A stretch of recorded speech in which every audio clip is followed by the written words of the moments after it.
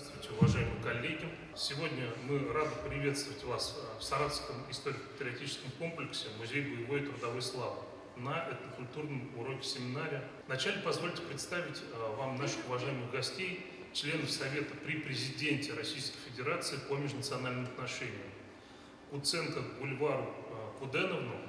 Она является заместителем председателя Совета Ассамблеи народов России, президентом межрегиональной общественной организации информационно-образовательная сеть коренных народов Лероват-Ан, а также Патиева Фархата Абдурахмановича, сопредседателя Общероссийской общественной организации Федеральная национально-культурная автономия курдов Российской Федерации, члена Генерального совета Ассамблеи народов Евразии, а также члена Совета руководителей Федеральных национально-культурных автономий при Комитете по делам национальностей и Государственной Думы Федерального собрания Российской Федерации. Спасибо за организацию, оказание содействия в организации такого мероприятия. Я приехал не один от Федеральной национальной культурной автономии курдов России. Здесь со мной мои помощники также. Амина Крайш, заместитель руководителя Комитета образования Федеральной автономии и член Комитета культуры Асан Райхан.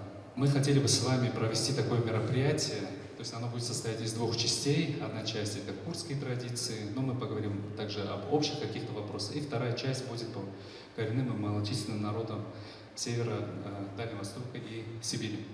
Пеки. Знаете. Чукчи. Знаете. Лезгины. Знаете. Теперь у меня к вам такой вопрос. Кто может из вас сказать, как он воспринимает или она воспринимает слово «дружба»? Каким содержанием вы наполняете слово «дружба»? Семенов Дмитрий Григорьевич.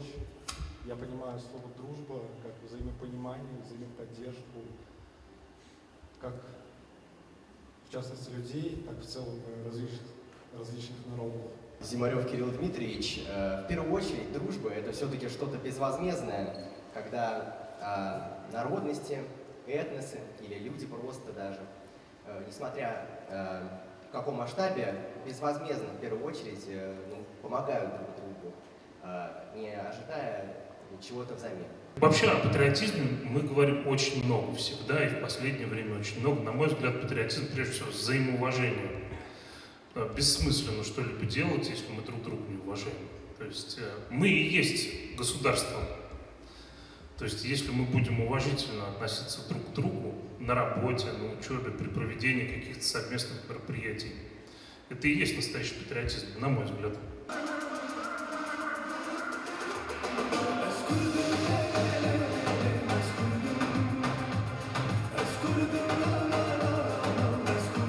Женский костюм в теплых и жарких регионах Курдистана состоит из следующих элементов. На голову надевается платок, либо фино. Это шапочка, расшитая монетами. Платок обычно носят женщины и обрученные девушки. А девочки и незамужние одевают фино, шапочку. Если курдский мужчина надел костюм синего цвета, значит он кто? Так, вы были первые. Рабочий получается. Рабочий, правильно. Шаг вперед. Если он в синем костюме, значит он рабочий. Там уже специальность не имеет значения. Он идет на работу. Хорошо. Если вы видите мужчину, который в зеленом костюме. Военный. Шаг вперед. Так, хорошо. При всей кажущейся непринужденности гувент – очень сложный групповой танец. Одинаково исполняемый как мужчинами, так и женщинами. Но есть чисто мужские и чисто женские танцы. Линии гувенда могут состоять как из нескольких человек, так и из сотен. Руководят гувендом двое. Сар гувенди, то есть первый танцор, который задает линию, задает ритм и направление. Ибн гувенди, последний танцор, который замыкает ряд и следит за его ровностью. Гувенда за войной повествует об истории любви неравных. В танце Долави оживает история сражений, победы в которых принесли мудрые военные маневры. Курды говорят на 7 диалектах. И 64% курдов говорят на диалекте курманджи. То есть это основной курдский диалект курманджи. На нем говорят курды во всех 4 частях Курдистана. Что в Турции, что в Сирии, что в Ираке, что в Иране. Далее. Большая часть курдов исповедует ислам суннитского толка, но есть и ислам шиитского толка, есть езиды, есть зороастрийцы, есть исповедующий иудаизм, христианство и ярсанизм. Кто из вас может предположить, как будут соединяться руки при мизинчиковом танце? Да, мизинчиковый танец покажите. Можете показать, как это может выглядеть? Так, соедините. Молодец, правильно. А теперь все соедините пальцы мизинцами. Так. Вы не поверите, но почти все правильно соединили. Правый танцор, его палец всегда будет выше левого. Так, хорошо, следующий вопрос. Сколько в России курдов вопирует?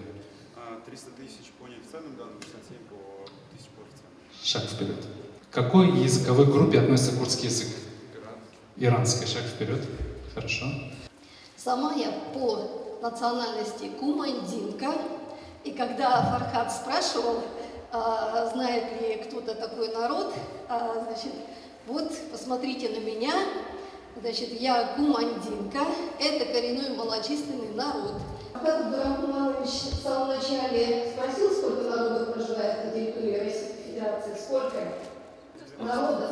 Более 190. Молодцы, 190, 193, то есть сейчас говорит уже 194. И примерно четверть составляют из них коренные малочисленные народы Российской Федерации. Занимаются основными видами, то есть ведут традиционный образ жизни. А что такое традиционный образ жизни? Земледелие, скотоводство, оленеводство. Есть такой народ, который называется керики. Слышали? Может быть, они живут на севере Магаданской области, и численность их в течение нескольких десятилетий составляла всего 8 человек, а сейчас, по итогам последней переписи 2020-2021 года, увеличилась до 23. Чтобы жить в тундре, нужна выносливость и смелость.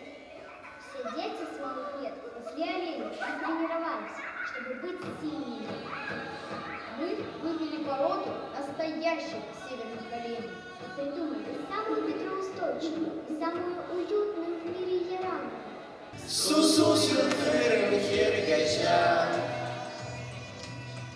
Durup çeşmeye sen benzersin, Жаным капер гулющая, но только ты меня так любишь, что жажда мучает меня. Ты как родник воды той чистой, и сердце бьется для тебя,